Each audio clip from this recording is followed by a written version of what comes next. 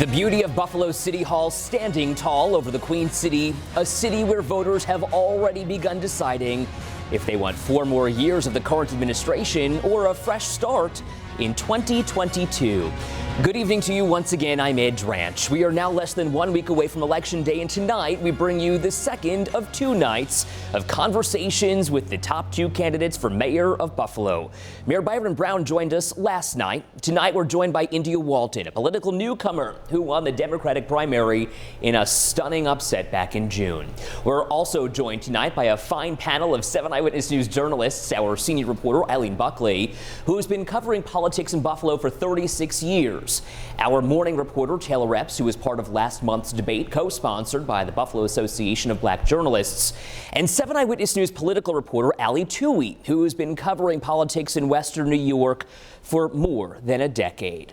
Here's how tonight will work. The next half hour will be commercial-free, giving us plenty of time uninterrupted to discuss the top issues. Ms. Walton will have 2 minutes to deliver an opening statement, and after that, we'll turn it over to our panel for questions. There is no time limit for responses. I will be able to ask some follow-up questions to those responses. Ms. Walton will have 2 minutes at the end of this forum to deliver a closing statement. That's the format for tonight. Ms. Walton, the next 2 minutes are yours. Good evening, and thank you for having me. My name is India Walton, and I am the endorsed Democratic nominee for mayor of Buffalo. I'm excited to be here this evening with all of you. I am a lifelong Buffalonian, born and raised. I am a product of Buffalo Public Schools. I am a registered nurse, having worked at Children's Hospital and in Buffalo Public Schools. I went on after that to be a community organizer and also a nonprofit executive director. I am excited about my platform and my plan for the future of Buffalo, and this evening I hope to allow the viewing audience to get to know me, to answer any outstanding questions, to present more of what my plan is, and hopefully earn your vote between now and the 31st, and especially on November 2nd as folks head to the polls. I hope that you will vote row A all the way and vote for me, the Democratic nominee for mayor of Buffalo. Ms. Walton, thank you. Let's turn it over to our panel tonight. We'll begin with 7 Eyewitness News senior reporter Eileen Buckley. The first question, Eileen. Ms. Walton, thank you for joining us. The recent situation where your car was towed for unpaid tickets and expired registration, you had stated this is what poor people deal with. Are you running as mayor full-time? I am running for mayor full-time, and thank you for that question, Eileen. I know it's on the minds of a lot of folks who've been watching this race unfold. I wish that I had the money to pay those tickets. I wish that I had kept on top of my registration, but if you never run for mayor before, it is quite the challenge, and especially doing it as a single mother and running a full-scale campaign at this elite level. I haven't been able to work. I've been supplementing my income by driving DoorDash, borrowing from friends and family to help keep me afloat during this time. So I was placed in a very difficult situation, but when it comes to a choice between paying parking tickets and paying my rent or feeding my children, I know that that is a decision that lots of parents and lots of people every day have to make. And the reason why I'm running for mayor is because I want folks to be able to live whole lives, to have access to safe, healthy, affordable housing, and not have to make decisions between paying fines and fees or whether their children are going to eat that day. But I have to ask you, what happened to your nursing career?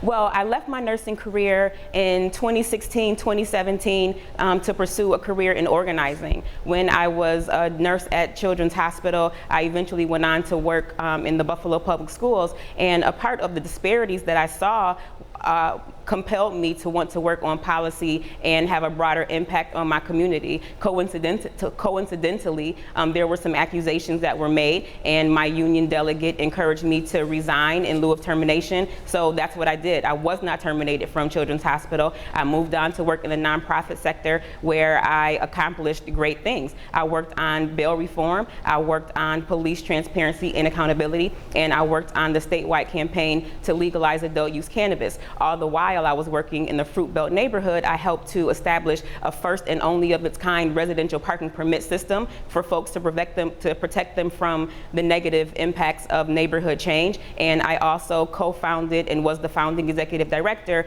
of an organization called the Fruit Belt Community Land Trust, where I worked with community stakeholders to put permanently affordable housing in the Fruit Belt neighborhood. Ms. Walton, I just want to follow up a little bit here, because there are many people in the community who see your community organization skills and see all the good that you have done for many parts of our community. But there are other people in our community who simply say, if you can't stay on top of your fines and fees, how can you effectively run a city with many departments and different people under you?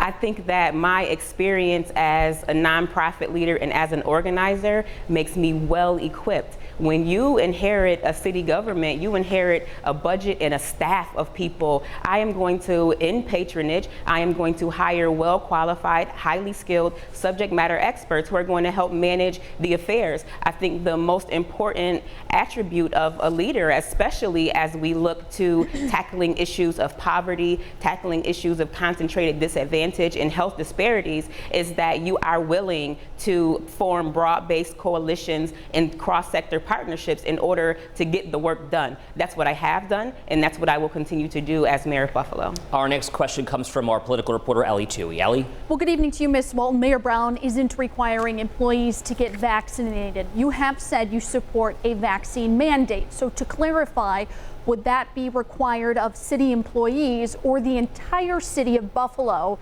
And what kind of timeline would you impose? Thank you for that question. I actually called for a vaccine mandate for city employees in September, hoping that the mayor would mirror that. Now, as a registered nurse, I know that vaccine mandates are nothing new, right? And when your child is going to school, you have to provide proof of immunization. On rare occasion, there are exceptions, and I always will encourage folks to work with their primary care providers, and there's also religious exemption reasons. But for the majority of us, in order for us to fight back against a deadly pandemic where thousands of people have lost their lives locally, folks need to get immunized. So I would be calling for a vaccine mandate for city employees, and I would like to have that done within the first 100 days of my administration. So to be clear, it wouldn't be the entire city. And also, why do you believe it shouldn't be up to the person to make that choice? I believe it is up to the person to make the choice. I also believe that your personal autonomy doesn't mean that you can infringe upon the rights of others. In Buffalo and Erie County, we have an honor system. So folks are not wearing masks indoors if they're vaccinated, but we're not asking for proof. So a person who is refusing to get vaccinated should not be allowed around vulnerable folks in our population who are at high risk of contracting it, being seriously ill, or even dying because they choose not to. If you choose not to get vaccinated, then you choose to stay home or you choose to wear a mask. It's as simple as that.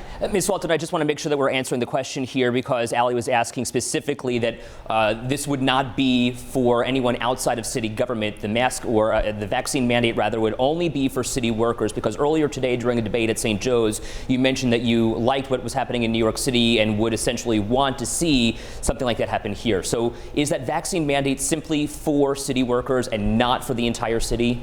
Well, I would have purview over city workers. I would encourage other employers to implement similar mandates. I know that there are healthcare systems that have already done so. I would encourage the county to follow suit and other employers to follow suit as well. But knowing that there are limitations to what city government can do, it would start with city workers. It would start there, but it would only be for city workers, correct? Correct. Our next question comes from Taylor Epps. So this question comes from our WKBW Facebook page. Tracy commented and says, I just want to know what India will do for our city that Brown hasn't done in 16 years. I think that is a great question. And for all of the great development that we have seen, there are a lot of folks in Buffalo who haven't necessarily enjoyed in that. We still have significant unemployment. We still have childhood poverty and lead poisoning rates that we need to address. and we still remain the third poorest city of its size in the United States of America. So my strategy and what I'm going to do different is that I'm going to put investments at the neighborhood and ground level to make sure that we're addressing our issues of poverty, of lack of affordable housing, of educational attainment, and of job creation. And I would just add that a Walton administration is going to be transparent. It is going to be accessible. I'm not going to make decisions unilaterally.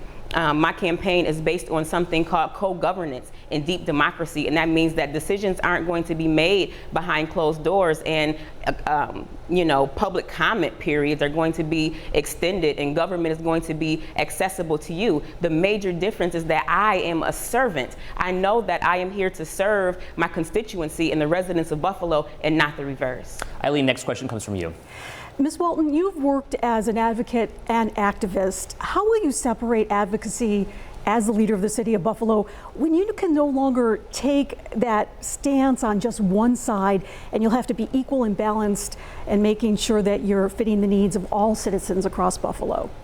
I really appreciate that question, and it is my hope that people have seen the growth in me, even over the course of this campaign. I do come from an activist background. I am very passionate about what I believe in, especially when it comes to fighting for the marginalized, the ones who go often unseen and unheard. But even during that process, I have learned to compromise. I've learned to work with sitting officials. You know, the council president, Darius Pridgeon, he and I worked hand in hand to make sure that we got the land trust established. I had to work with the city department of real estate to make sure that we got the land put in to build the housing on. So I do also have a track record of being able to work well with others. And the other thing I would just add is that working as a nurse, I'm sure folks may have heard some stories.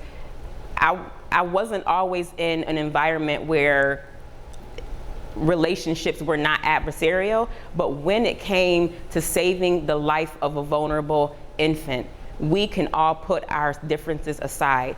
Buffalo is on life support. If not for the American Rescue Plan funding, we will be facing a $65 million deficit. We've had an administration that's spent down our reserves. We have a zero fund balance right now. We have complex and nuanced issues that we have to tackle together. And I love this community so much that I am committed to working together with whomever is working for the benefit of all of Buffalonians to do the work that needs to be done to make sure that we create a safer and healthier Buffalo for all. But Ms. Walton, at the end of the day, the mayor says that we have an $89 million fund balance with $39 million in a rainy day fund. But beyond that, he's also said that you haven't built more than 2 houses within that Fruit Belt Land Trust. So how do you clarify, if you would, how that's a success, and really what you have done if he's not telling the truth?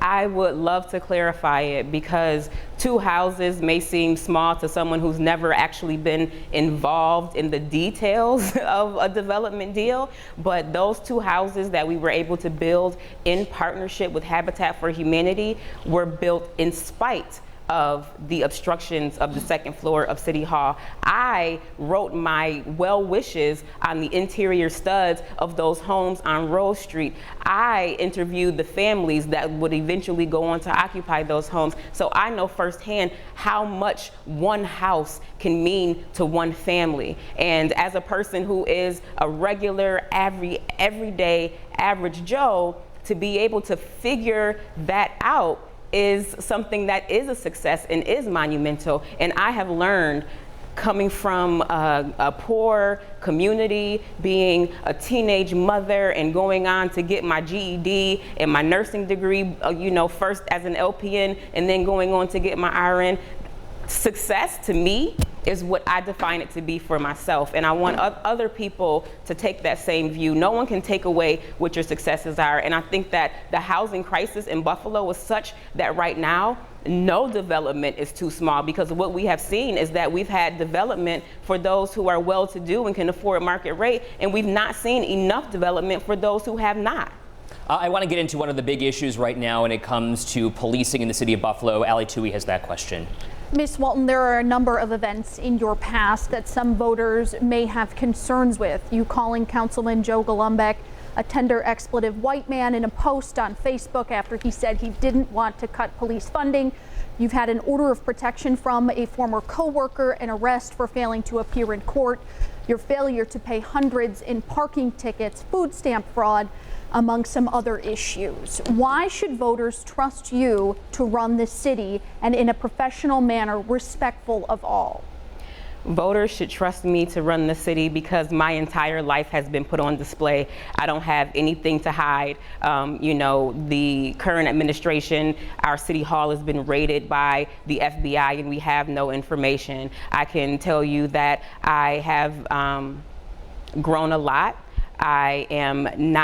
I've not always made the best decisions, but I am not ashamed of the life that I have lived. It has helped to build me into the woman I am today, into the leader that I am today, into the mother that I am today, and into a person that has compassion, care, and empathy for other folks. I know how one bad decision, one bad situation can spiral into a whole host of negative consequences that are seemingly inescapable to get from under. I'm a survivor of domestic violence and abuse, and a lot of things that happened to me during that period of my life were very unfortunate, but not necessarily unique for members of our community. So I hope that, as I said before, I hope that folks see that I have grown quite a bit and that I am here today having won the Democratic primary. In spite of all of those things, I am ready to move forward. I am ready to work with the experts and all of the talented people here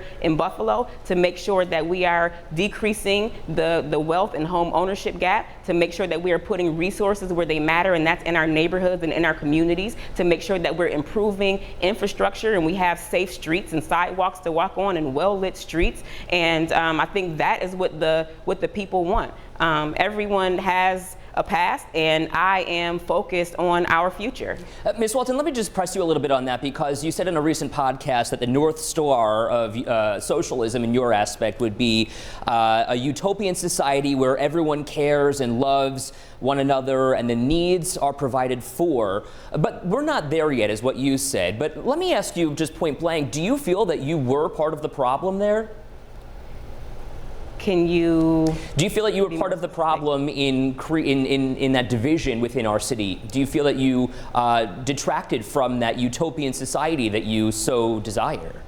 I don't believe so. I mean, are you referring to the protest last summer, or are you just referring to my personal history? Well, we see you in the past with the bullhorn saying defund the police, using expletives. We see you now on Facebook using those same kind of race-related and derogatory comments to a sitting councilman. So that creates more division. Would you agree? So the comments to the council person happened in June of 2020, during the same time folks saw me behind a bullhorn. And the interesting thing is that when young people were first in the streets, I was on social media telling them to not go out because we weren't prepared. We didn't have the support to make sure we had traffic control and keep people safe. And once I did get involved, when I was behind the bullhorn, there were no incidences of violence or property destruction because I am an organizer, because we had legal observers, because we had traffic support, and we had the support that people actually needed and to be properly instructed on how to behave. We actually had teach-ins that taught people who were protesting about legislative pathways to getting the reforms that we were asking for. So I don't think that it's brung division. If anything, I think that it's brought unity. If you take a look at the India Walton campaign, you see folks from all sides of town, all age ranges, all socioeconomic and educational statuses, all cultures, all religions, and that is the spirit by which I'm going to lead Buffalo, one that is big tent, that is everybody in and nobody out. Taylor, the next question goes to you. Ms. Walton, this question comes from Jeff, who emailed our newsroom earlier this morning. He says Buffalo is one of the most segregated cities in the nation. What type of things can a mayor do to bridge this divide and bring us together? I think that's a great question, Jeff, and I got into it a little bit with my last answer. I have been a coalition builder. I've worked in local coalitions with nonprofit groups and community-based organizations and faith-based organizations for a number of years, not only locally but across the state and the nation. And when you look at the campaign, our all volunteer-led campaign, pre-primary, there are folks from all different backgrounds and all walks of life, and we don't all agree on everything. But the few things that we can agree on is that everyone deserves a comfortable place to live, everyone deserves a safe community, everyone deserves access to food, clean air to drink, clean air to breathe, and water to drink. And you know, as long as we want what's best for Buffalo, I'm willing to work with any and everybody. And I think that this is going to be the beginning of a healing process for the city of Buffalo and really addressing a lot of our issues head on. I think segregation has been sort of our dirty little unspoken secret that now is having a spotlight shined on it, especially after what happened in the summer of 2020. And I'm ready to get to work, and I hope that you'll be a part of that, Jeff. Let's dig further into policing. Eileen has that next question.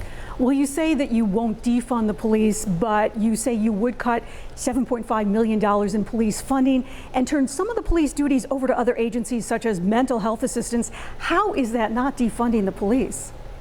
Yeah, you know, all budgets have a little bit of fat that can be trimmed. And right now we're seeing the police budget where it is, but crime is not necessarily down. Some categories are, but what is concerning to me is that homicides are up, shootings are up, and our homicide clearance rates are down. So there is funding that can be reallocated.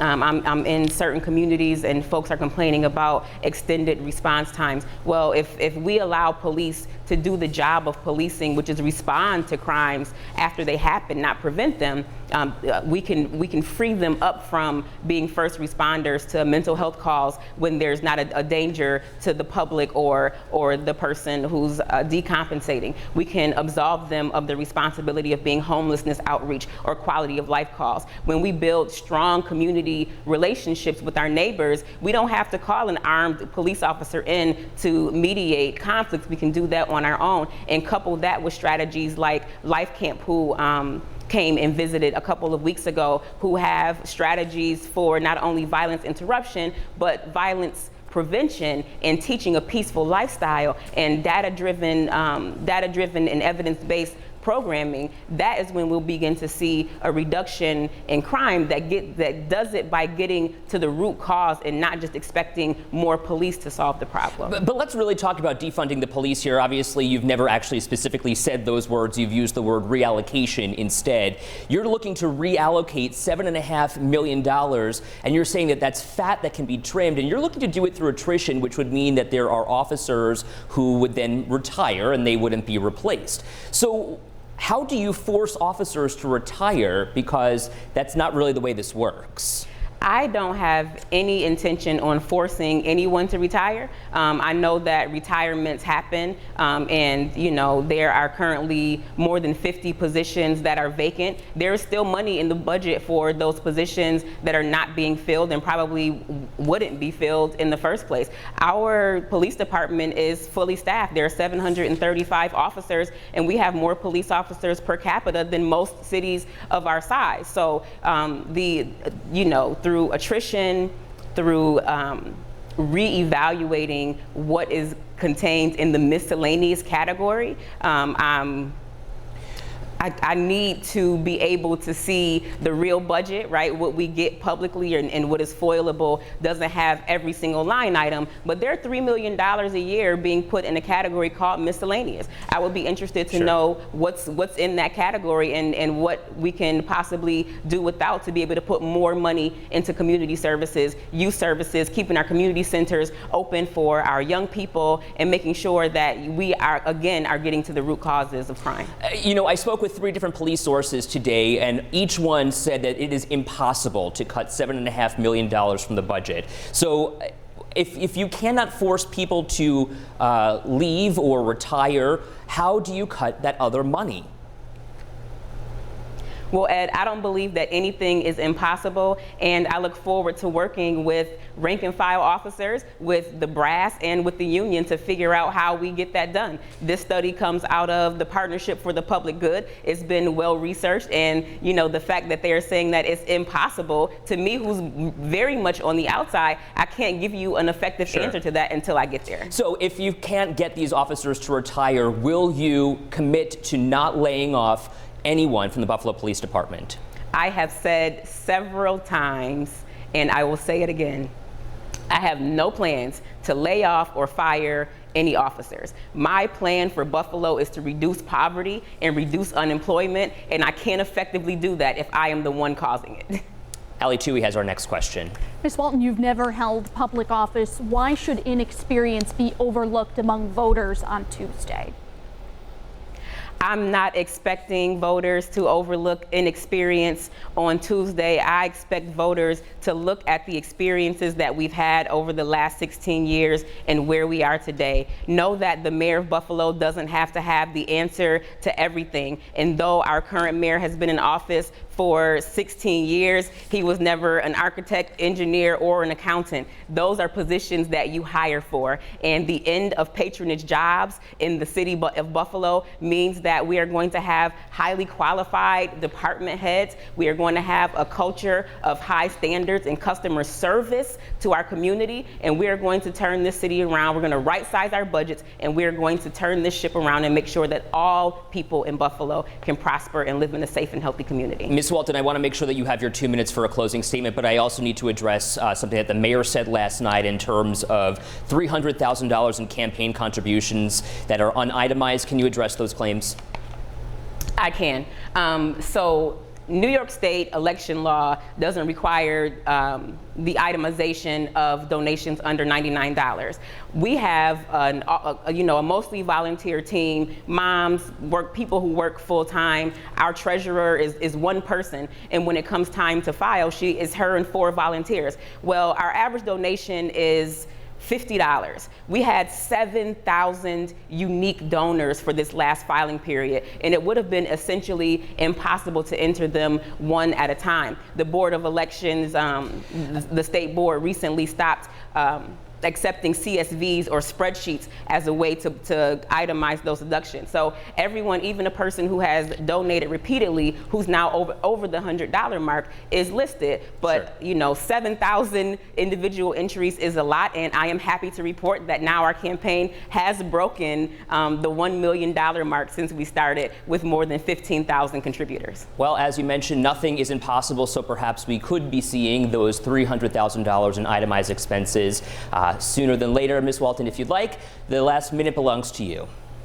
I hope that I have answered a lot of folks' questions on this evening, and I hope that you get out and you vote from now until Sunday or on November 2nd, and I hope that you will have faith in my leadership, that you will have faith in the future of Buffalo under the leadership of someone who is going to be transparent, someone who is going to be honest, and someone who is going to be accessible, and that is myself, India Walton, the endorsed Democratic nominee for mayor of Buffalo, and thank you.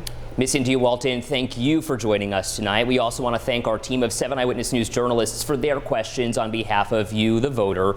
Senior reporter Eileen Buckley, our morning reporter Taylor Epps, and our political reporter Ali Tui. Ladies, thank you once again tonight. Election Day is next Tuesday, less than a week away, and regardless of where you live, it is so important to get out there and vote. Thanks again so much for joining us here for night 2 of our conversations with the candidates. I'll see you right back here tomorrow morning beginning at 5. Good night.